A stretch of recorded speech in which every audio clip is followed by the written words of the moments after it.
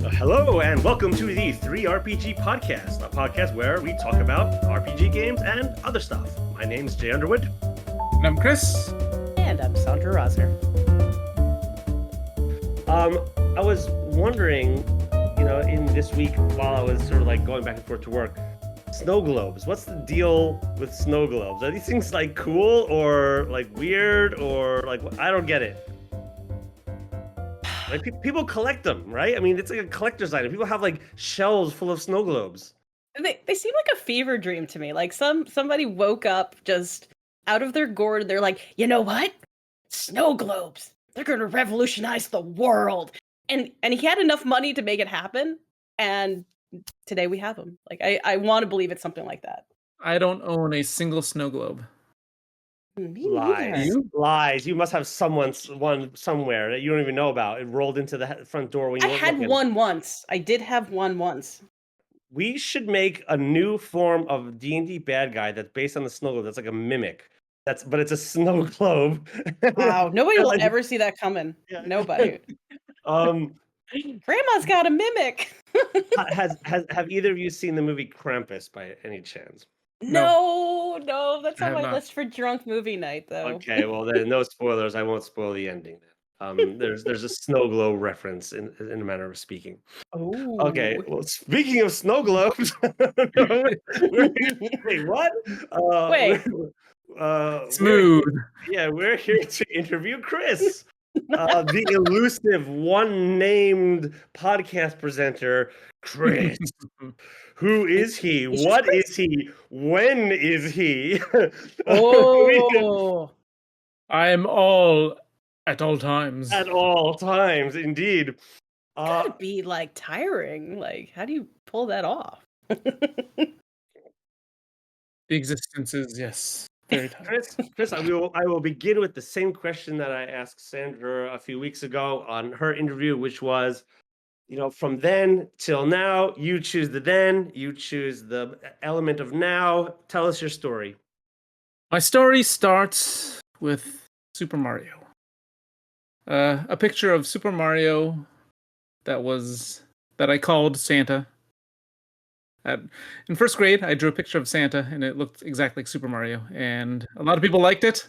And ever since then, I've been drawing. I went to Sheridan College in Oakville, Ontario, for animation. And I've just been in love with creating art this entire time. It's rolled into pretty much every aspect of my life. Teaching in Japan, all the kids, I'd draw their favorite characters from whatever anime that they brought to show me on their phones, and all my D&D stuff. I draw a lot of NPCs. I tend to like drawing NPCs for all the campaigns. most of my characters that I've played in any kind of capacity, I have a drawing of them somewhere. So, and yeah, that's what my life has become. Just pretty much doing it, not doing it so much as a job, more as a passion, really. I have to say that's I didn't know that about you. The Santa origin story, as it were. But at the same time, the first big art commission that I gave to you was to make the artwork for a game about Krampus, which was the Dark Santa. So it all sort of strangely ties together. Snow globes, Krampus, and Super Mario Santa. How about Mario that? Santa. Yeah. I was kind of wondering when you were going to get to the part about paying the bills with furry art, but you never went there. So I'm going to have to ask a real question. I hear it's quite lucrative, though. So it is. Keep that in mind. So I've been intensely curious to know about your first TTRPG experience. I know we've talked about mine, and I don't know. I guess whenever I play with DMs, they just never kind of explain where they suddenly came from. Who was your first, Chris? Yeah. Who was my first hit? Your first free, right? Who was your dealer? Yeah. All right. When I was living in Japan, I was part of my landlord.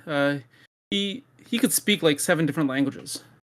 Oh, yeah, all right. And yeah, like he was He was incredible, and he would meet up every Sunday? Meet up every Sunday and would all get together and play Scrabble. Right. And you'd So, mop the floor with all of you. oh, well, Yeah. there was one of the members, Ishi, right? He was 70 plus, and he had gone to tournaments and things like that, and he would destroy everyone. Even my Wow. dad. My dad, who like loves Scrabble, we used to play all the time.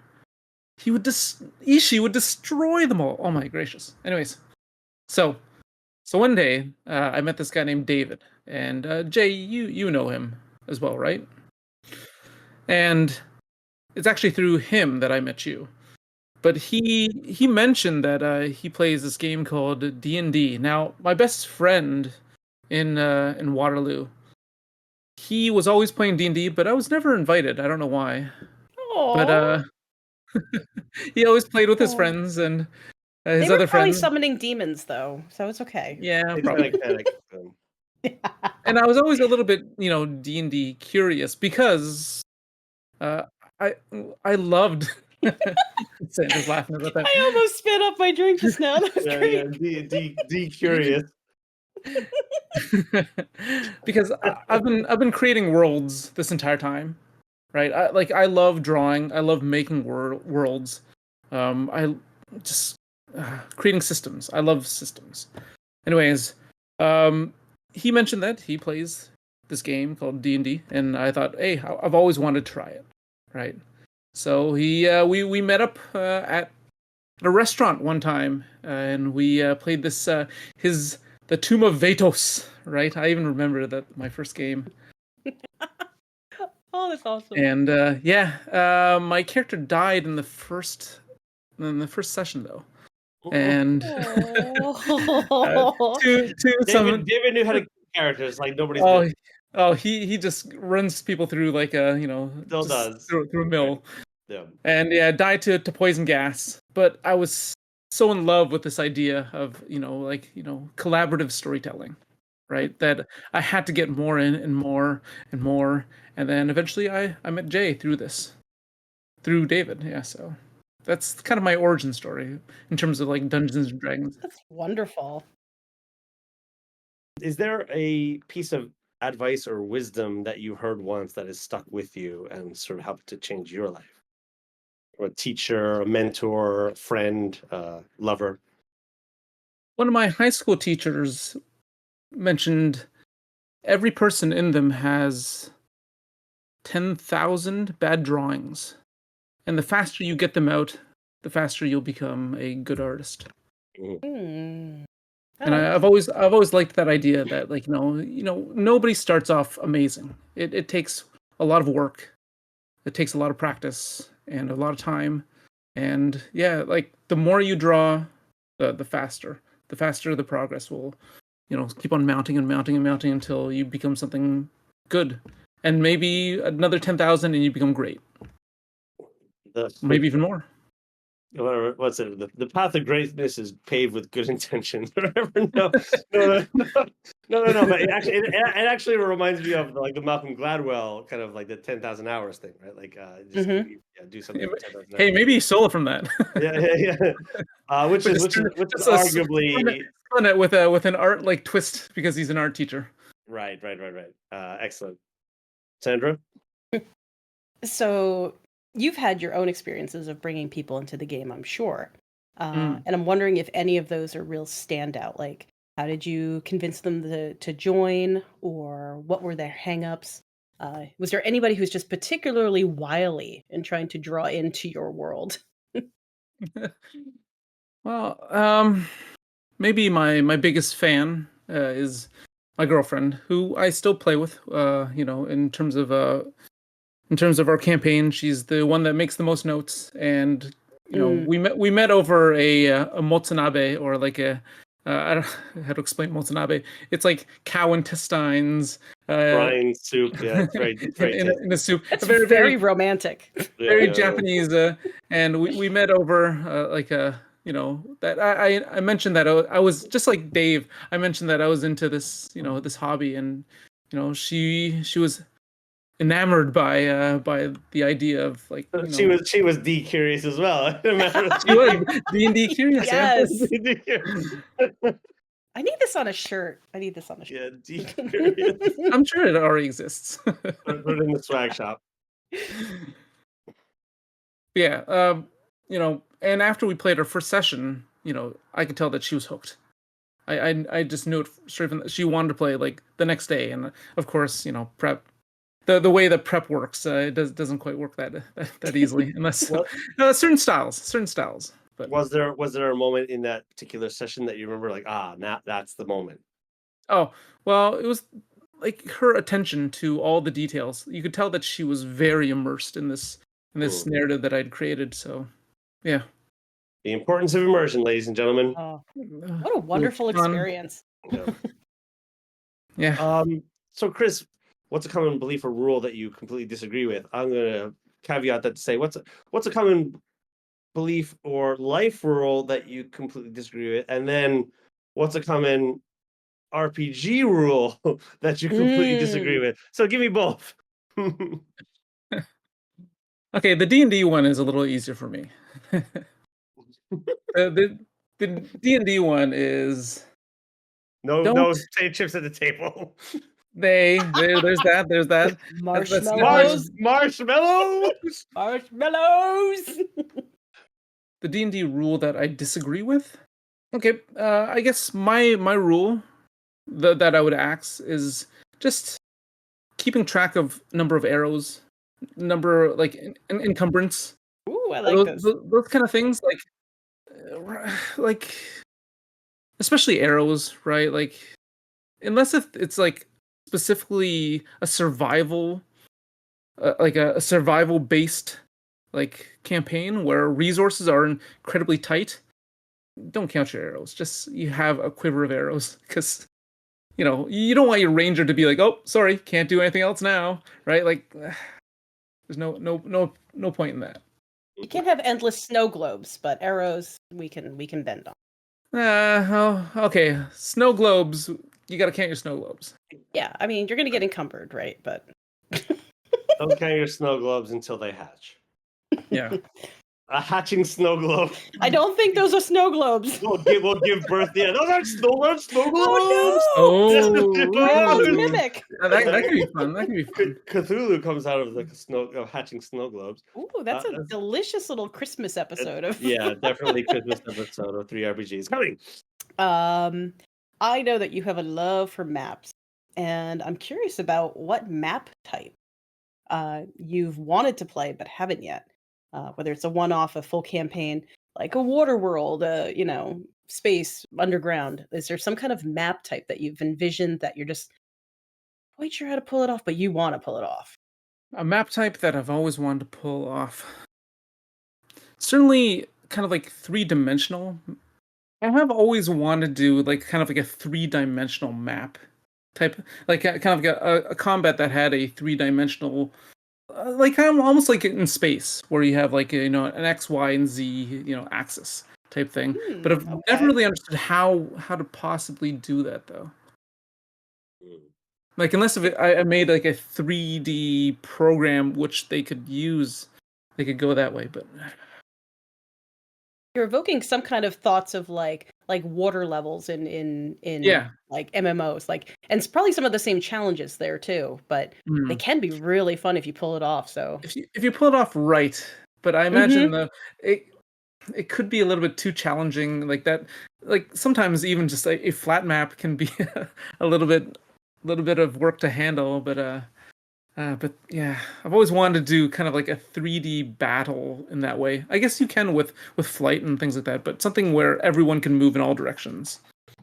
So Chris, how often do you encounter writer's block? And if you do, how do you get around it? Writer's block, it happens often. When I'm creating worlds, I often like to look at other cultures. I like to do research on like, let's look at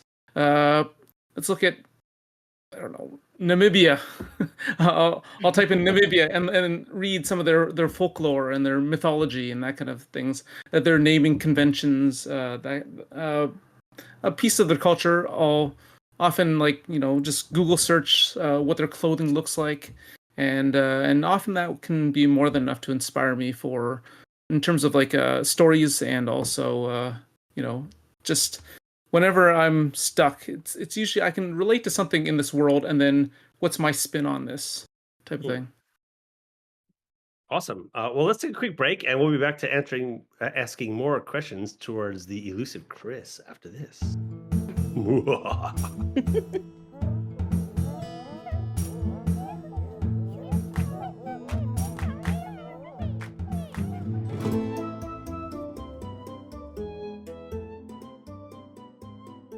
And we're back with the interview with the elusive Chris. I'm That gonna can be go my a new little. moniker.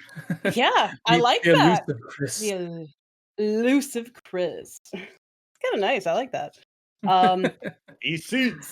Speaking of the high drama of this name, I'm gonna take this in a slightly dramatic direction, and I feel like no discussion of TTRPG, whether DM or player, is complete without the quintessential worst experience you've had. No names. We don't say names, but if it was a player experience or just a misstep, a misstep in the campaign, Madness. a missed moment where you're just like, God, how did I forget that element? But worst moment that you're willing to share.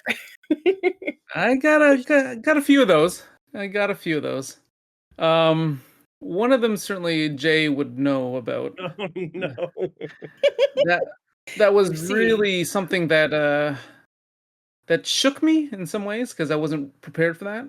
Yeah. A little bit of too much alcohol was involved with Mm. the game session, We had to and chat for like hours afterwards, just to like kind of decompress and all that kind of stuff. yeah, Yeah. Oh wow. and yeah, there was a little bit of physical handling and things like that, and that as a DM who doesn't drink, I don't drink at all.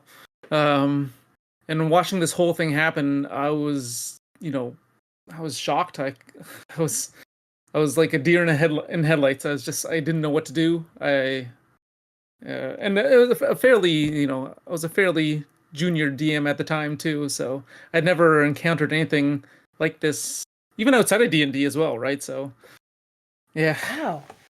In all my time playing, I can definitely say nothing's ever gotten physical. So that's a bit of an outlier I didn't expect. Do you have any suggestions for anybody who might be DMing, might find themselves in a situation? Were you able to like de-escalate it, or? Well, for me at the time, that was not something that I did as a DM. I think now as a DM, I would, play my card. I would be like, okay, we can't have this anymore, and we have to stop this right now and talk about this. This Mm. can't go on any further, and as someone that's lived through it, okay, yeah. But as at the time, I was in really no position to play that card. I guess the other experience was when I had crafted a whole travel into the north, and the person that was supposed to pick it up, I had the expectation that, oh, they're gonna definitely take this thread and pull on it. No, nobody Oh put on it. no.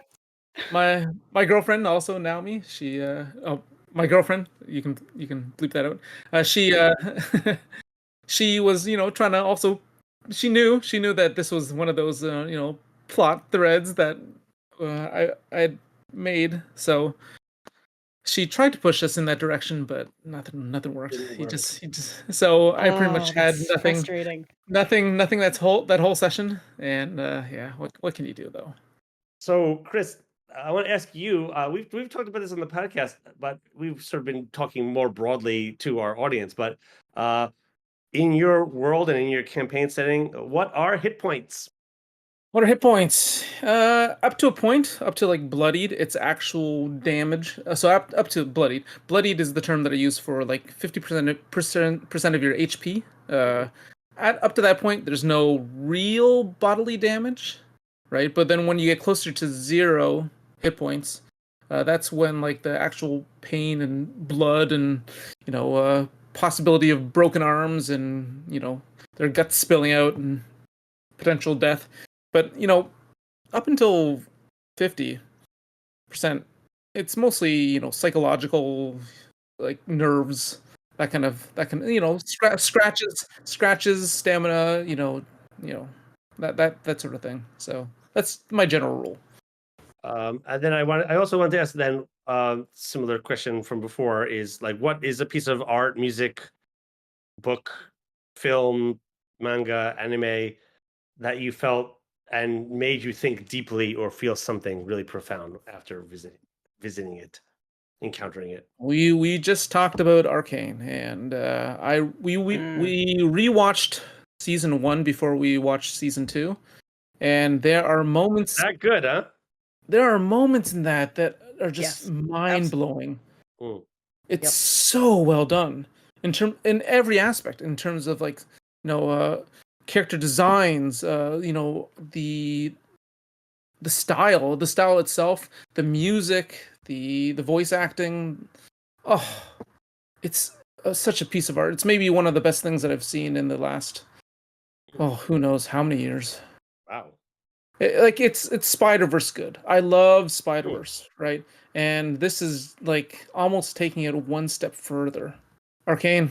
I can't say more about it. Now, second season, there are issues, but it's still such a pleasure to watch. It's one of those things that I could watch forever.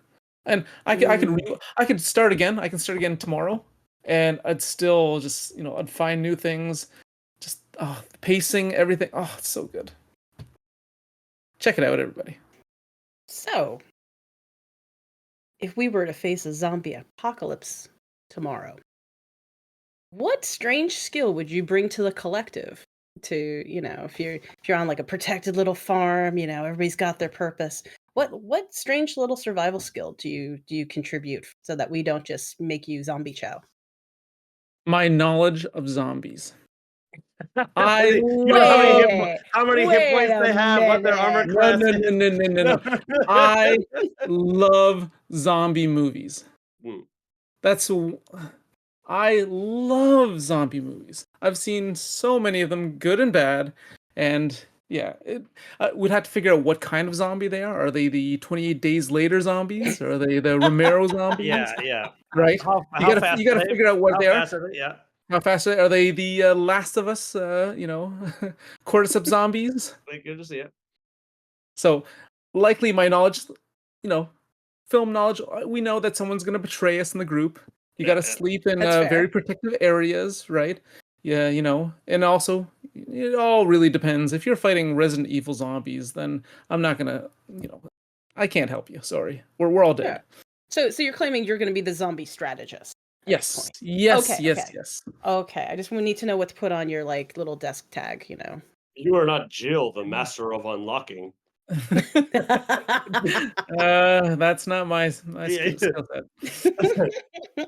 I could Uh, draw the zombies.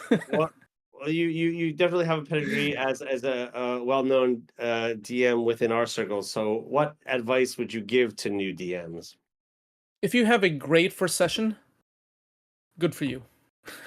It's very rare, but don't ever stop. Even if you get, even if you suffer through madness, then there are always going to be good sessions and bad sessions, but the good ones will always outweigh the bad ones. Mm-hmm. And yeah, don't ever stop trying, because it's so rewarding. Keep on keeping on. Mm-hmm. Yeah. Mm. So rewarding for not only yourself, but also if you do a good job, also your players as well.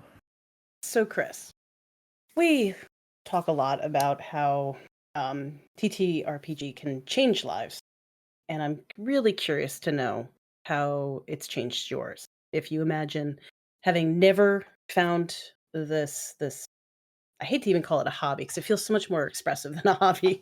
But if you'd never found your way to the gaming table, like, how do you imagine your life would have been completely different?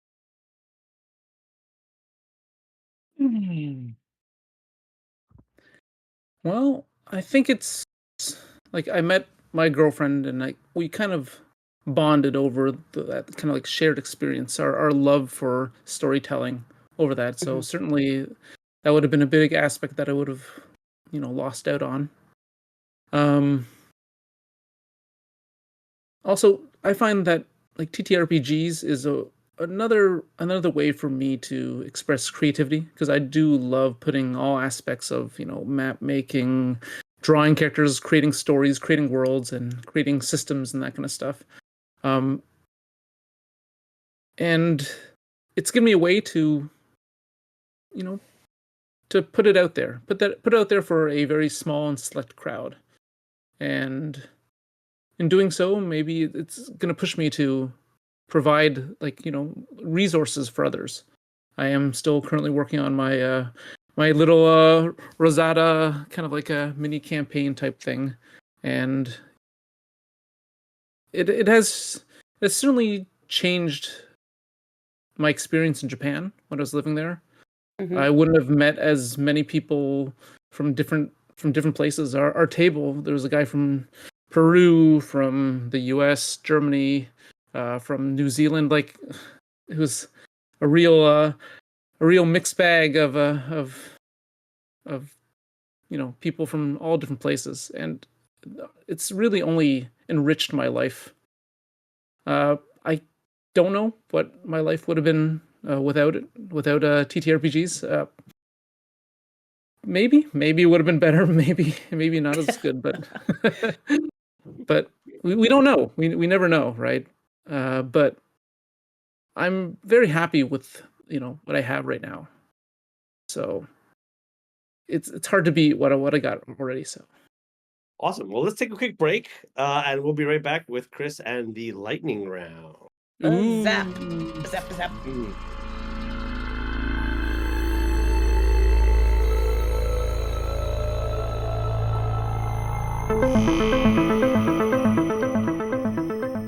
We are here in the rapid fire portion of the Q&A. You know how it works. I'll just shout out some things, and then we'll end with the James Lipton Inside the Actor Studio questionnaire. So, yeah, Marvel or DC? Marvel Battle Mats or Theater of the Mind? Battlemats. Oh my goodness. Summer or winter? Japan winter, summer Canada. I- Iced tea, sweetened or unsweetened? Sweden Hot dogs or hamburgers? hamburgers. Pizza or tacos? Pizza. Oh, it's my favorite food. Pirates or ninjas? Ninjas. Okay, well, then Ninja speaking of pirates? speaking of pirates, peg leg or hook arm? Hook arm if it's my left hand. Yeah, Jupiter or Saturn? Saturn. Sandra? Jeez, he was on that one. Favorite type of dice, number wise. D20. It's the Mm. best one. All right. Iconic. Like, Iconic.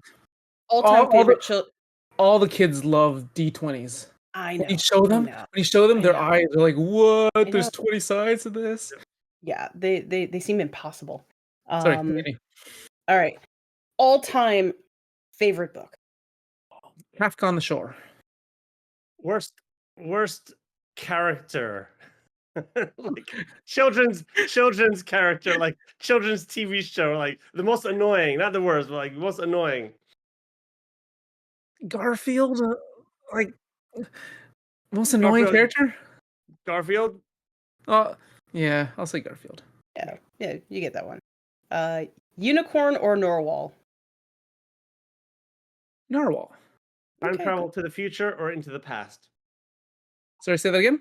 Time travel into the future or into the past? Into the future. You can't return. Yeah, but the past was miserable. Yeah. Yeah. Favorite video game? Chrono Trigger. Ooh. Nice. And my last lightning round is Tang or Welch's grape juice. I've never had Tang.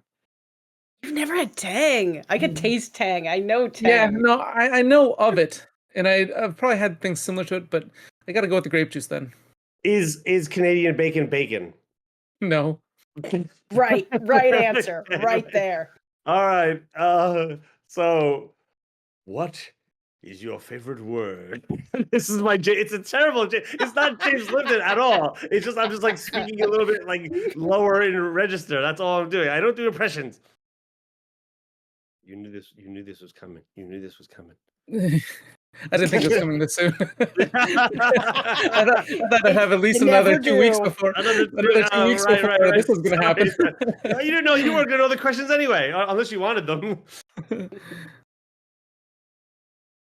Maybe something like symphonic. Ooh. What's your least favorite word? Lanky. What did lanky do to you? What turns you on creatively, spiritually, or emotionally? Art that I wish that I had done. What turns you off? Like expected outcomes. What's your favorite curse word?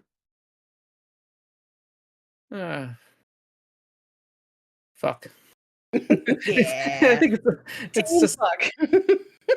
Same as Sandra. We've got some camaraderie here. What sound or noise do you love? I love the sound of rain, but I don't like being in the rain. What sound or noise do you hate? When people bite on the fork and they pull away from that kind of like that metallic like. Yeah, I think I do that. What profession other than your own would you like to attempt? I think special effects, like makeup, and I guess it's kind of tangential. Fangoria style, kind of like practical special effects. Yes, practical special effects type stuff. Like maybe like even like carpentry work. I think would be kind of satisfying. What profession would you not like to attempt? This one's easy. Sewage diver. Thank you, sewage divers. That's against. Yeah, I have full respect. You should be making more money, no matter how much money you're making. Yep. I could never do that. And lastly, if heaven exists, Chris, what would you like to hear God say when you arrive at the pearly gates? Round 2. Down for round 2? Oh! Or sorry about the pigeon. They don't know the story. They don't. One day, maybe they will. But now they want to know. Yeah. Now they want to know. All right, Chris. Well, that is the end of our questions. I'll leave you with the floor. Anything you want to say to the listeners? Don't ever stop creating. Just like I think Sandra said it better than I did. But yeah, it's for me. Life is all about creating. It's all about the time that we share together, showing each other what our expressions, and whatever way that maybe, whatever method, whatever medium. But this life that we're living, it's no good doing it alone. Mm-hmm. You have to reach out. You have to show. You have to try to make everyone's life as best as it could potentially be. And yeah, that's I guess all I have to say really. Beautiful. There we go.